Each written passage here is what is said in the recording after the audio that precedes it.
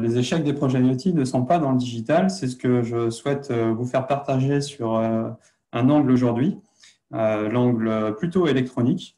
Pour ce faire, je vais me présenter. Je m'appelle Nicolas Brassot, je suis responsable du pôle expertise conseil de WeNetwork.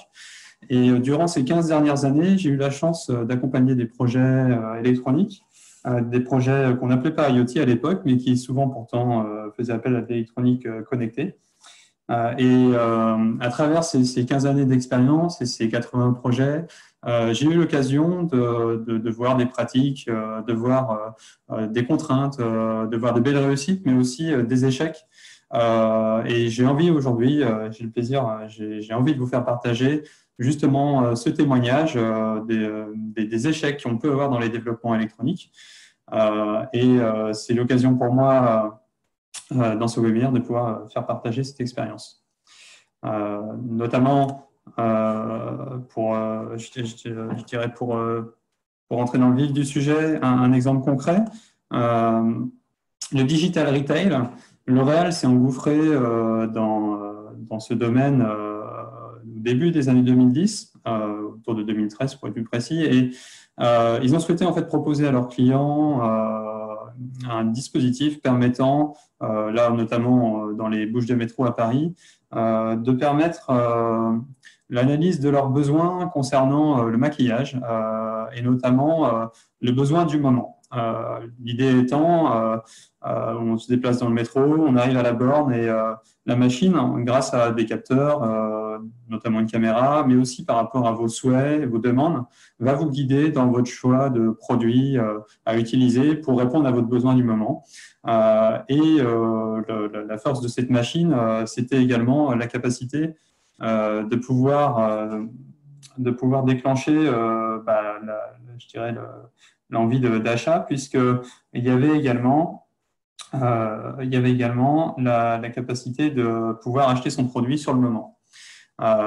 Et en fait, finalement, ça a été un flop. Et ça a été un flop parce que même si l'idée était a priori bonne, ça n'a pas rencontré son public. Et du coup, L'Oréal a remballé sa machine et est passé à autre chose. Alors, ça me permet d'introduire le premier point important pour éviter un échec dans les projets IoT, c'est déjà valider les attentes du marché. L'exemple en est, vous l'avez sous les yeux, vous connaissez tous la marque BlackBerry. Cette marque, en fait, dans les années 2005-2010, surtout 2010, a su mettre sur le marché un produit à destination des professionnels avec beaucoup de fonctionnalités, des capacités d'être très efficace au travail avec ces applis et ce matériel mobile. BlackBerry, en fait, n'a pas su pivoter rapidement et à suivre les attentes du marché. Vous voyez tout à droite le Galaxy Note 10, qui est donc un des derniers produits du moment. Et ce produit, en fait, ce Galaxy Note 10, en fait, il répond aux attentes actuelles du marché.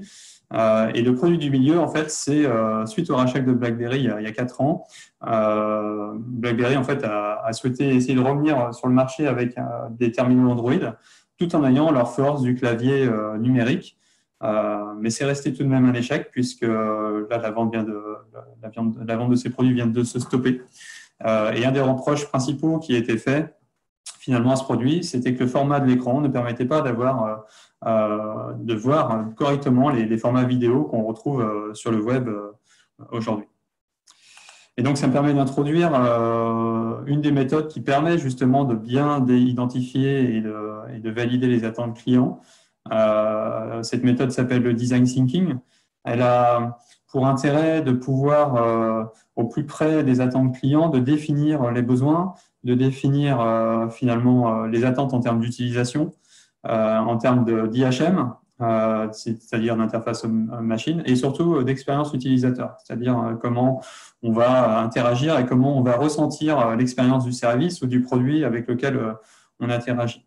L'objectif de cette méthode par boucle itérative, c'est d'être en capacité de pouvoir finalement prototyper le service, prototyper le produit, pour permettre d'aller le plus loin possible dans ces étapes de validation et de s'assurer qu'on a bien cerné les attentes et bien cerné finalement ce qu'on souhaitait en termes en termes de rendu et de fonctionnalité.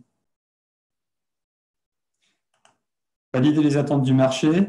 Dans cette étape-là et les étapes qui suivent, il est important d'être agile autant que possible. À appliquer la méthode du Lean Startup uniquement si elle s'applique au contexte. C'est ce que je vais vous expliquer. Dans les développements logiciels applicatifs, notamment, on pourrait l'appliquer au développement web, au développement de progiciels basés sur des serveurs ou sur des terminaux smartphones ou tablettes. Il y a de plus en plus de méthodes de conception et de développement basées sur ce qu'on appelle des sprints agiles, qui consistent en fait à faire des avances successives dans le développement de l'application, de l'application logicielle, par rythme de 2 semaines ou de 1 mois, afin de petit à petit implémenter finalement l'application dont le client en ressent le besoin, l'application qui est en face avec le service que vous voulez vendre. Et ça permet en fait de le faire par touches successives. Et ce qu'on appelle le Lean Startup, en fait, c'est qu'à chaque itération importante de cette solution, là en l'occurrence logicielle, c'est de permettre aussi de pivoter sur son business model et de reprendre en fait en fonction des attentes utilisateurs et finalement de l'accroche du marché sur votre produit ou votre service, c'est de pouvoir pivoter et s'adapter en ressortant du coup des nouvelles versions de votre produit logiciel. Donc là, ça peut être des versions plus importantes. On peut aller plus loin que quelques sprints. Ça peut être vraiment des fois des révolutions. Mais ça reste quand même dans la capacité de pouvoir avancer pas à pas. Ce que je souhaite vous montrer aujourd'hui, notamment, c'est que dans le cadre d'un développement produit IoT, dans le cadre où finalement vous êtes aujourd'hui vendeur de produits, vous voulez vendre du service avec ces produits et vous devez intégrer de l'électronique dans ces produits pour atteindre les fonctionnalités et les services que vous êtes fixé de vendre. Lorsque votre produit impose, et j'insiste bien sur ce terme-là, un développement spécifique électronique afin qu'il soit intégré du coup à votre produit, l'expérience montre que ces cycles, finalement, pour atteindre ces fonctionnalités électroniques au sein de votre produit, sont dans la plupart des cas, d'une durée de 6 à 18 mois. Et donc, pour une fourchette de montant de 30 000 € jusqu'à 500 000 €. Alors, bien sûr, tous les chiffres et toutes les durées que je vais vous évoquer dans cette présentation ne sont qu'un ressenti et des moyennes qu'on perçoit chez WeNetwork au travers des différents échanges et projets qu'on accompagne. Donc, vous comprenez bien que, du coup, par ce biais de développement produit IoT, on va essayer d'être agile autant que possible, mais le risque, en fait, avec un produit IoT par rapport à un développement logiciel, le risque est plutôt que si on ne valide pas suffisamment les attentes comme le point 1, je vous ai illustré précédemment, on risque en fait de ne pas viser juste et que le produit final ne réponde pas aux attentes. Et c'est l'exemple en fait que je vous ai évoqué avec L'Oréal. L'Oréal a les moyens de pouvoir faire entre guillemets du Lean Startup en allant jusqu'au bout de son idée et en pivotant complètement si cette idée ne convient pas. Pour l'ensemble des PME et des ETI, ce n'est pas une réalité économique de faire cela, ce n'est pas possible. Et donc, on pousse aux itérations agiles au maximum jusqu'au début de ce que va être la spécification électronique pour quand même s'assurer de viser juste au niveau du produit final. Alors, afin de vous éclairer un peu plus sur la notion d'appréhender un développement électronique, vous pouvez faire l'analogie avec finalement un projet de génie civil.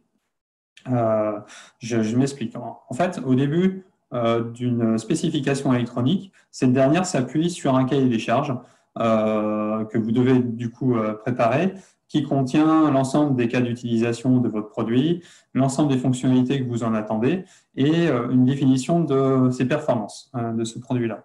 En fait, le concepteur électronique, dans la phase de spécification, c'est-à-dire là où on va graver dans le marbre l'ensemble des fonctionnalités et notamment aussi des performances qu'on en attend, il a à sa disposition un catalogue mondial de composants qu'on peut estimer entre plus de 500 000 et si on prend toutes les références de boîtiers différents, on va sans doute au-delà du million.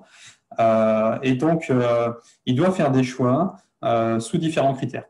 Les critères sont le composant doit répondre à la fonctionnalité, il doit être périn dans le temps, il doit répondre aux contraintes économiques, il doit répondre aussi aux contraintes de disponibilité, et en termes de fiabilité, les boîtiers qu'ils proposent doivent permettre de réaliser une carte électronique conforme aux attentes soit de sûreté de fonctionnement, soit de fiabilité dans le temps. Donc, pour ce faire, il s'appuie sur des fondeurs, des sites web, des distributeurs, et il va petit à petit consolider ses choix de composants. Pour vous donner un exemple concret, je travaille sur un projet en ce moment où on doit faire le choix d'un capteur, enfin le bureau d'études doit faire le choix d'un capteur de détection. Aujourd'hui, il y a à peu près 40 capteurs identiques pour faire la même fonction, mais quand je dis identique, c'est dans l'esprit. Après, au niveau des fonctionnalités, il y a des petits détails, il y a des petites subtilités qui font que il faut réussir à trouver celui qui répondra à tous ces critères et qui permettra aussi, d'un point de vue coût, de répondre au mieux à cette demande. Donc, comme finalement dans un projet de génie civil, dès lors qu'on a fait le choix des principaux composants, on va les mettre en musique, là, notamment en électronique, sur ce qu'on appelle une saisie de schéma. Donc, on va retrouver tous les composants entre eux et on va les connecter entre eux. Dans un projet génie civil, ça pourrait correspondre finalement à des plans de câblage électrique et de canalisation et d'arrivée d'eau froide sanitaire pour un bâtiment, par exemple. Cette étape-là, elle n'est réalisable que si on a fait le choix des composants, donc ça fait partie de l'étape de conception. Et cette étape peut durer entre 10 jours sur un petit système jusqu'à plus de 2 mois lorsqu'on est sur un système électronique complexe. L'étape suivante, elle convient de faire le routage de ces composants sur une carte électronique. Et donc, faire le routage, ça veut dire qu'on va créer les routes et les autoroutes entre chacun de ces composants.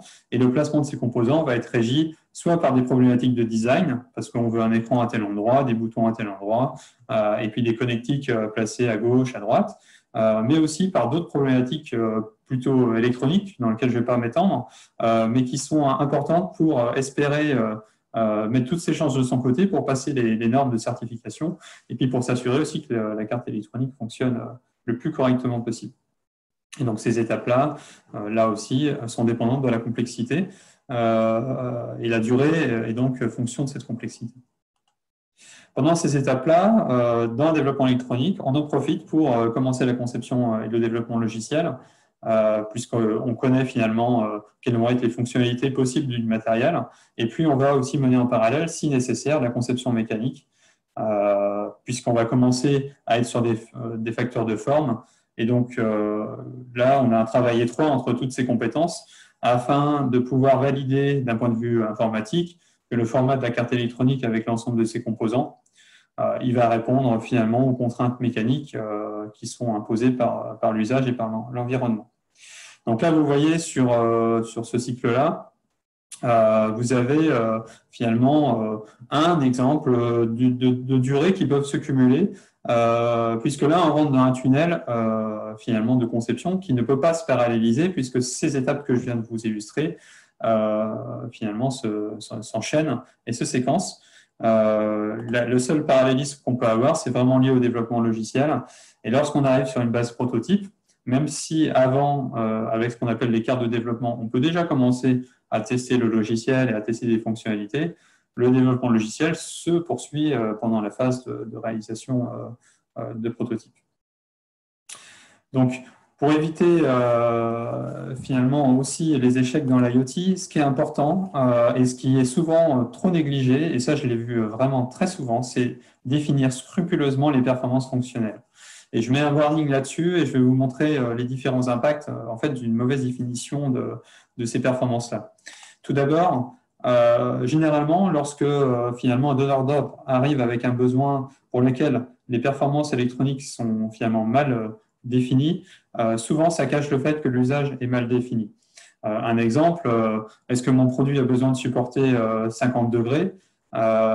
Si c'est marqué dans le cahier des charges, est-ce que c'est marqué parce que finalement il fallait mettre un chiffre et qu'on se dit, entre guillemets, avec le réchauffement climatique, 50 degrés, ça a du sens? Ou est-ce que c'est parce qu'on a défini que le produit allait être utilisé dans des milieux qui allaient finalement générer cette température ambiante? Et donc, Pourquoi j'insiste là-dessus? C'est parce que justement, un usage mal défini, ça peut aussi laisser penser que finalement, on n'a pas bien détouré les fonctionnalités et qu'on va se retrouver dans l'étape que je vous ai illustrée tout à l'heure, l'étape 1, la validation finalement des besoins clients. On risque de se trouver finalement avec un produit qui ne va pas correspondre aux attentes marché. Les conditions limites mal connues. Les conditions limites mal connues, ça sous-entend que les fonctionnalités finalement là, on ne sait pas définir les limites qu'on en attend parce que on ne sait pas vraiment comment va être utilisé notre produit et dans quelles conditions il va l'être. Et c'est délicat dans ce cas-là d'être capable de dire les performances que j'en attends, elles sont celles-ci. En fait, j'ai conscience qu'il va falloir définir ces performances, mais finalement, j'ai du mal à les définir. Les cas d'usage dépendants de l'environnement produit. Là, typiquement, je veux faire un objet connecté qui se recharge avec des panneaux solaires. Le souci, c'est que j'ai du mal à maîtriser les lieux d'utilisation de mon objet connecté. Et c'est vrai que dans ces cas-là, ça veut dire qu'on va être amené à définir finalement le pire cas, en fait, le cas sur lequel on va être obligé de maximiser les capacités de cette fonctionnalité. Et donc, le risque de ça, c'est de surspécifier son produit. Ou à l'inverse, c'est que le produit ne fonctionne pas dans des environnements qui n'ont pas été finalement perçus au préalable. L'incapacité à mettre au point un produit, c'est aussi un risque majeur sur un développement électronique. C'est-à-dire que, un exemple, je souhaite développer des solutions d'algorithmes qui vont permettre de détecter des défauts sur un fonctionnement d'un dispositif. Le problème, c'est que ces défauts-là, je ne sais pas les reproduire avant qu'ils arrivent. Je ne sais pas les simuler. Dit autrement, je ne sais pas stimuler mes capteurs de la même façon que le phénomène physique va les provoquer. Et ça peut vouloir dire aussi incapacité à mettre au point, qu'on n'est pas capable de définir tous les cas qui vont arriver. Et du coup, on n'est pas capable de tester finalement, de solliciter le comportement logiciel et le comportement matériel de notre développement électronique pour s'assurer qu'il va vraiment fonctionner sur les cas clients. Et ça, c'est embêtant puisque ça veut dire que si on n'est pas capable de mettre au point, on n'est pas capable finalement d'appréhender ces essais-là et d'appréhender si la fonctionnalité est opérationnelle. Les coûts de mise au point mal maîtrisés, c'est le pendant en fait. Si à un moment on se rend compte qu'on est obligé de mettre des moyens colossaux, et c'est pour ça que je vous ai illustré ça par un banc moteur F1, en fait, si on a les capacités de pouvoir mettre des moyens colossaux pour pouvoir tester tous les cas, alors si ça répond et que c'est dans le cadre du business model, il n'y a pas de problème. Mais si par contre on se rend compte que finalement on a ce besoin d'aller plus loin dans les essais, c'est un risque de coût mal maîtrisé et de venir toucher directement finalement au business model dans cette phase de mise au point. C'est important aussi cette définition scrupuleuse des performances fonctionnelles pour éviter des litiges avec le bureau d'études. Un bureau d'études de bonne foi et un client de bonne foi peuvent arriver à des situations de litige parce que dès le départ, on n'a pas défini finalement comment on allait valider le produit. Et la validation se fait quand même finalement sur les tests fonctionnels et on cherche à tester au mieux ces fonctions aux limites. Et il ne faut pas forcément aller chercher loin pour arriver à ce genre de problème. Exemple concret que je vis actuellement, on a un bureau d'études compétent et de bonne foi, un client compétent et de bonne foi, et ce client souhaite en fait vendre des produits qui vont être intégrés dans des habitats divers et variés, donc appartements, maisons, maisons neuves, maisons anciennes, et ce produit va être connecté en radiofréquence. Et la question est, quelles sont les performances que je souhaite atteindre en termes de rayonnement radiofréquence avec ce produit pour m'assurer que grâce à sa connexion Wi-Fi, il arrivera toujours à atteindre la box du client. Et là, c'est une question difficile à répondre puisque en fait, la propagation radiofréquence, elle dépend notamment de l'environnement. Et donc, l'environnement client, là, on ne le maîtrise pas. Et elle dépend aussi de l'intégration de cette fonctionnalité dans le produit final. Et là, même si on maîtrise un peu mieux les choses, ce produit-là, il va quand même interagir aussi avec son environnement. Et donc, avoir une idée de la cartographie parfaite du rayonnement de ce produit pour s'assurer que dans tous les cas, pour une habitation, on essaierait même de définir ses volumes et surfaces, on ne va pas être capable de pouvoir graver dans le marbre que le produit répondra toujours aux exigences de rayonnement dans tous les cas clients. Et donc, comment on va recéter ce point-là dans le cahier des charges et comment on va le valider lorsqu'on fera la recette du prototype industrialisable, c'est justement toutes ces définitions scrupuleuses de performance qui va permettre de répondre à ces difficultés. Et pour finir, si tous ces points ne sont pas réunis, le risque majeur qu'on a, c'est une déception finalement client au final, parce qu'on a des délais trop importants, parce que les fonctionnalités finalement attendues ne sont pas là, les performances ne sont pas là. Et donc, c'est pour ça que j'ai passé beaucoup de temps sur ce slide, parce que je veux vraiment que ce point 4, vous soyez sensibilisés et prenez conscience que par rapport à un développement logiciel, d'une application smartphone ou d'un site web, ou dès lors qu'il y a des mécontentements sur des rapidités fonctionnelles ou sur l'ergonomie, on peut rapidement réagir. Autant sur un développement électronique, si ça ne touche pas au logiciel, mais ça touche au matériel, vous avez vu les délais que je vous ai mis auparavant, on est parti pour donc des cycles d'itération qui risquent d'être beaucoup plus lourds et surtout beaucoup plus coûteux. Le point 5 que je voulais vous faire partager pour éviter des échecs sur le développement de projets IoT qui intègrent de l'électronique, c'est qu'il est important de savoir piloter une équipe pluridisciplinaire. Et pour cela, en fait, il faut aussi, pour en être convaincu, avoir la conscience de toutes les ressources et compétences qu'il va y avoir autour de la table sur ce développement de produits IoT. Vous avez tout d'abord déjà le spectre électronique, et dans ce spectre électronique, vous allez sur un développement de taille moyenne, électronique, entre guillemets, je vais me permettre de dire classique, vous allez avoir toutes ces compétences-là qui vont être présentes à vos côtés ou que vous allez rencontrer au fil de l'eau du développement de votre produit électronique. Un chef de projet, un concepteur électronique et un technicien électronique qui vont intervenir sur les étapes que je vous ai présentées, notamment le choix des composants et puis leur placement et le routage de la carte électronique. Les développeurs ou le développeur logiciel embarqué, l'acheteur de composants, qui a un rôle primordial parce que les composants sur lesquels vous allez intervenir, vous allez avoir besoin, peuvent être des composants où il y a une forte demande mondiale. Les distributeurs de composants avec lesquels il va y avoir des négociations pour finalement répondre aux exigences coûts et délais.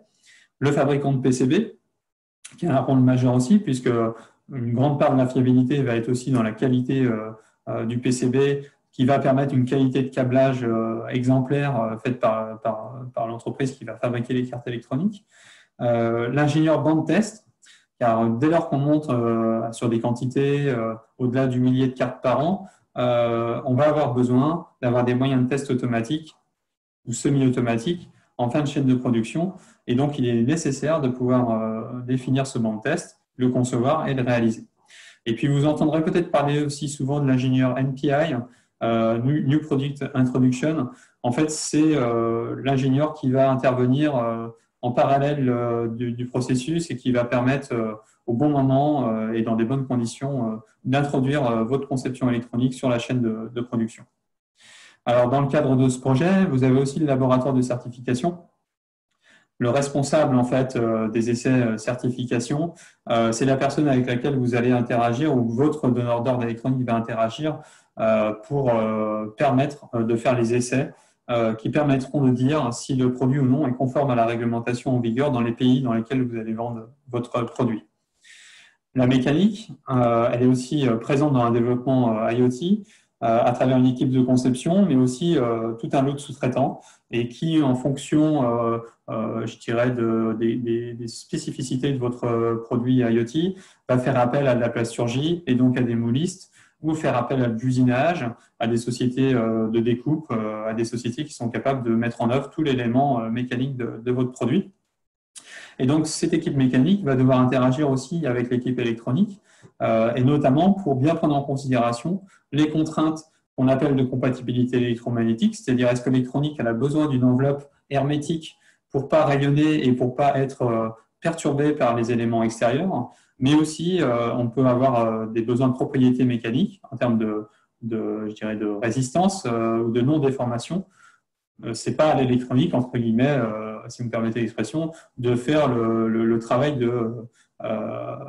de rendre plus rigide un boîtier électronique. Le boîtier électronique doit être là pour protéger des torsions et des flexions d'une carte que la carte électronique pourrait subir dans son environnement. Le designer, il arrive souvent trop tard et pourtant il a un rôle prépondérant. Le designer, en fait, il n'est pas là que pour soigner l'ergonomie du produit, mais souvent il peut être aussi la clé, la solution pour résoudre en fait des problématiques de fonctionnement et de marier en fait les limitations ou les performances électroniques avec des astuces mécaniques. Et son rôle est vraiment très important dans ce genre de projet. Et puis concernant bien sûr l'application logicielle, qu'elle soit embarquée dans le smartphone, qu'elle soit embarquée dans le produit électronique ou sur des serveurs, à un moment il va falloir que tous ces éléments causent entre eux. Et la discussion entre les développeurs logiciels applicatifs et les développeurs logiciels plutôt bas niveau, logiciels embarqués qui sont et qui œuvrent sur l'électronique, vont devoir vraiment s'assurer que finalement ils ont su faire une conception qui permet d'avoir un bon fonctionnement et qu'il n'y ait pas de bugs de part et d'autre. Donc vous voyez, vous faites vraiment face à une équipe pluridisciplinaire. Ils vont devoir interagir entre eux puisque leurs actions vont s'imbriquer d'un point de vue planning et donc c'est primordial de pouvoir les faire travailler entre eux pour fluidifier et prendre des décisions lorsqu'il y a des caps à prendre. L'expérience montre, me concernant, que sans ce pilotage transversal, on peut aisément et facilement multiplier par deux les délais sur un projet de ce type. Anticiper les délais incompressibles, le point 6, justement, il illustre bien le fait que si on pilote mal le projet, on va être face à des problèmes quand on va vouloir arriver à l'industrialisation. Et tout au long du cycle de développement du produit que j'ai commencé à vous présenter, les spécifications, la conception, la réalisation prototype, la mise au point, et là on arrive au prototype industrialisable, il va falloir le certifier et l'industrialiser. Dès le départ, dès en amont, il va falloir se préoccuper de plusieurs choses, et je voulais vous en illustrer deux. Tout d'abord, c'est la réservation du créneau de certification pour faire les essais en laboratoire. En fait, il n'est pas rare que finalement, il y ait des délais de 2 mois avant de pouvoir avoir un créneau pour pouvoir aller certifier son produit et le tester dans un laboratoire agréé. Et donc, ça veut dire que le bureau d'études avec lequel vous allez travailler, il va avoir le réflexe d'anticiper ce genre de demande. Mais ça veut dire aussi que si, pendant la phase de conception, on souhaite encore changer des choses, ça veut dire qu'on va aussi repousser de 2 mois à un moment ou à un autre ce créneau de certification, surtout si on est en flux tendu et qu'il finalement est très très proche de la phase de prototypage de votre produit électronique. Donc c'est important d'anticiper ça. Un autre point qui est très spécifique à l'électronique, c'est la commande des composants stratégiques. On peut, pour avoir des coûts acceptables, le délai habituel auprès de distributeurs, ça peut être de 2 à 3 mois, mais sur certains composants spécifiques, stratégiques, qu'on peut retrouver notamment dans des smartphones, vous comprenez bien que le poids de certains peut être plus important pour réserver des batchs de composants. Là, ça arrive, et là c'est le cas sur un projet sur lequel je suis, un tout petit capteur miniature qui est embarqué sur des smartphones habituellement. Le délai en fait pour avoir ces composants est aujourd'hui d'une dizaine de mois. Et donc, si on n'anticipe pas ces commandes dès le départ de la conception, dès lors qu'on a fait de la faisabilité et qu'on est sûr qu'on souhaite avoir ce composant, on peut se retrouver face à un risque majeur de shift du planning sur la phase d'industrialisation. Et donc, c'est fondamental de pouvoir anticiper cela. Alors, cette anticipation, en fait, elle participe aussi finalement à un risque qui est le risque financier. Et il est important d'anticiper les investissements. La photo que je vous ai mis derrière, c'est la vallée de la mort, parce que dans le milieu de l'électronique, c'est souvent le terme qu'on utilise pour présenter et parler de cela. Les 3 postes majeurs sur les investissements d'un projet IoT, c'est toutes les phases que je vous ai présentées, donc R&D jusqu'au prototype industrialisable. Et celle-ci, souvent, on l'appréhende, même si on n'a pas forcément conscience des montants, mais on l'a bien en tête. La certification, des fois, on l'oublie, et c'est un poste aussi qui peut être prépondérant en fonction des milieux dans lesquels on va vendre le produit. Et puis, l'industrialisation est souvent très oubliée. C'est un poste de coût non négligeable dans lequel j'inclus tous les outillages, qu'ils soient électroniques ou mécaniques, l'approvisionnement des composants, des circuits électroniques, et puis aussi les coûts de fabrication et des tests qui sont associés. Et donc, la répartition des coûts, en règle générale, sur ces 3 postes majeurs, en fait, de ce que j'ai constaté dans le passé, sont les suivants. En fonction de la complexité des projets, on peut avoir une répartition qui est proche finalement du 50-50 ou 40-40 entre R&D, ou 40-60 entre, 60-40 entre R&D et industrialisation. Et puis les coûts de certification, en fonction de la taille du projet, vont prendre plus ou moins d'importance. Pour vous donner des ordres de grandeur en termes de chiffres, il n'est pas rare que je perçois, et chez WeNetwork, on reçoit, lorsqu'on consulte des bureaux d'études, des devis qui sont dans une fourchette de 100 000 à 200 000 euros, avec des fourchettes de certification allant de 20 à 30 000 euros, et une industrialisation qui peut être d'un coût entre 50 000 et 100 000 euros, en fonction là aussi des spécificités du projet. Mais ce qui est important d'avoir en tête sur ce slide-là, et ce que je veux vous transmettre comme information, c'est qu'on est obligé finalement d'investir dans toutes ces étapes-là avant de pouvoir vendre le produit sur le marché. C'est-à-dire qu'avant de sortir le premier lot de 1000 cartes, il va falloir commander les composants et en lot pour diminuer le coût.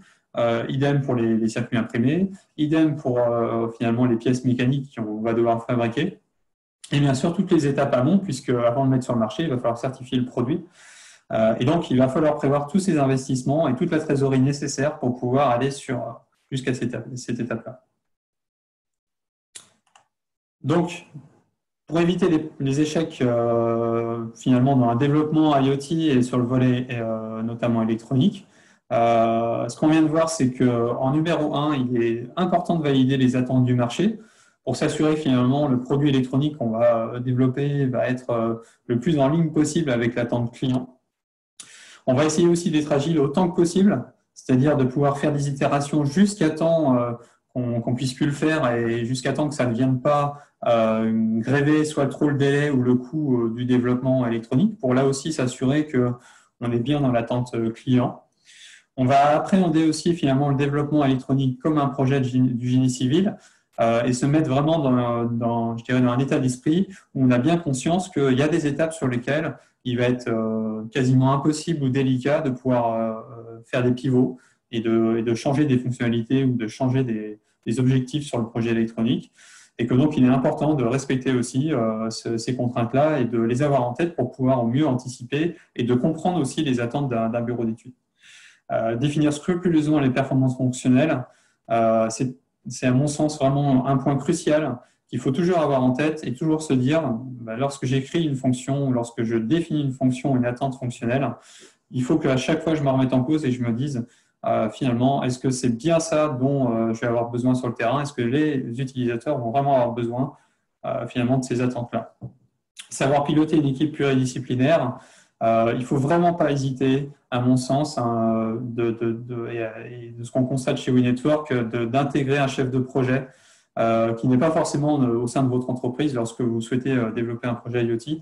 Ça peut être une tierce personne externe qui a une vision globale et une compétence globale et qui va pouvoir prendre ce recul et pouvoir piloter au plus juste le développement sous la gouverne, bien sûr, du donneur d'ordre, donc du client, mais qui, lui, va pouvoir se focaliser vraiment sur le pilotage financier et temporel du projet.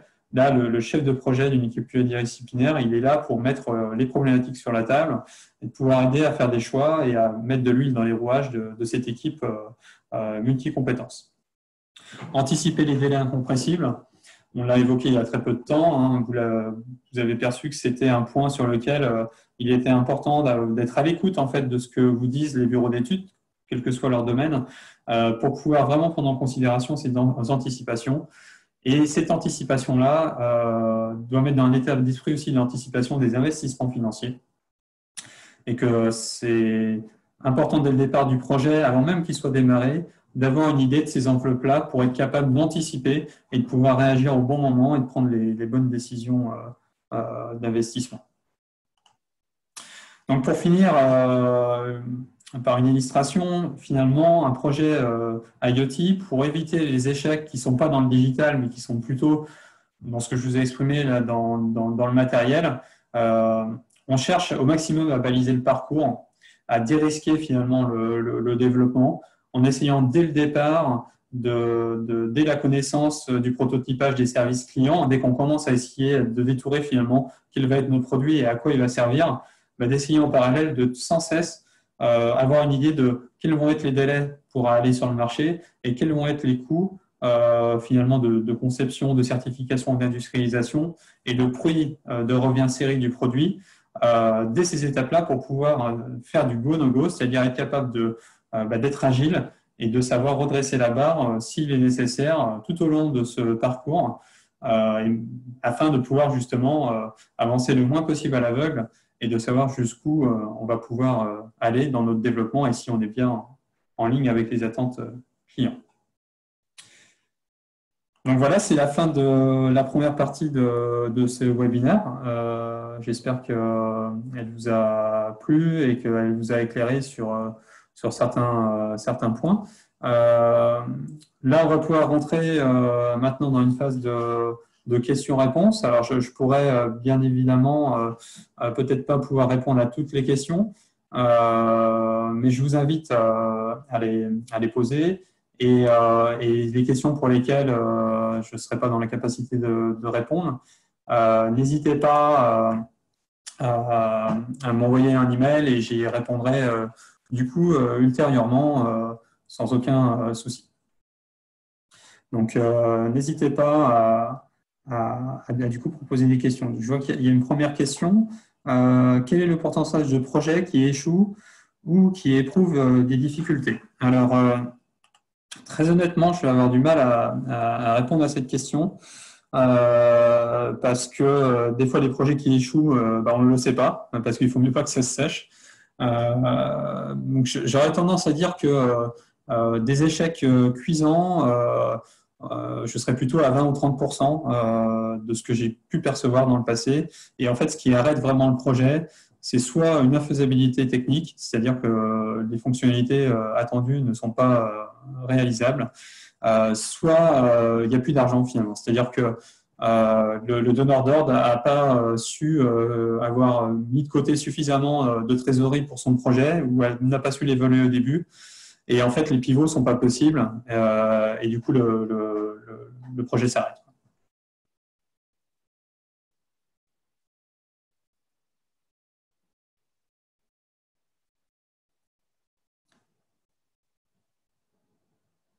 Est-ce qu'il y a d'autres questions ou sans même parler de questions, de souhaits d'approfondissement par rapport à ce que je viens de vous présenter?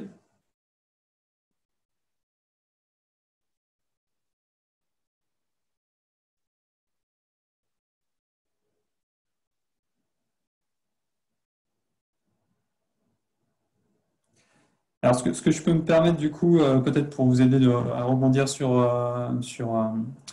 les questions, c'est de revenir sur un point important. On parle souvent de POC, en fait, de preuve de concept. La preuve de concept, en fait, elle est souvent perçue comme un développement systématiquement électronique.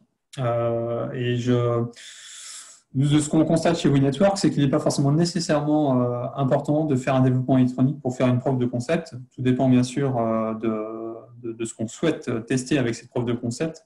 Mais dans ce qu'on entend dans preuve de concept, il faut vraiment avoir à l'esprit qu'une preuve de concept peut être soit technologique, on veut valider qu'une fonctionnalité est possible, et du coup on va dérisquer le produit en testant cette fonctionnalité. Mais une preuve de concept, ça peut être aussi une preuve de concept marketing, c'est-à-dire que afin de valider, donc l'étape 1, valider les attentes clients, on peut très bien simuler les interactions avec ce produit, et cette simulation d'interaction peut se faire par des storyboards, peut se faire par une histoire racontée, au même titre qu'on peut très bien remplacer une application smartphone par finalement des slides qui sont navigables avec des boutons. On peut aussi, finalement, d'un point de vue matériel, faire de l'esthétisme matériel, de la mécanique, une électronique très basique si nécessaire pour pouvoir voilà, faire clignoter des LED ou faire des interactions avec des boutons, mais en aucun cas on est obligé de faire le développement électronique qui va avec. Si on arrive vraiment à retranscrire finalement cette façon d'interagir avec le produit, et si c'est vraiment l'étape qu'on cherche à valider, c'est-à-dire vraiment de s'assurer que les attentes esthétiques, les attentes d'ergonomie sont bien là et que dès lors on en est sûr et garanti, on peut aller sur la phase de conception et de rentrer vraiment dans le chemin vers l'industrialisation.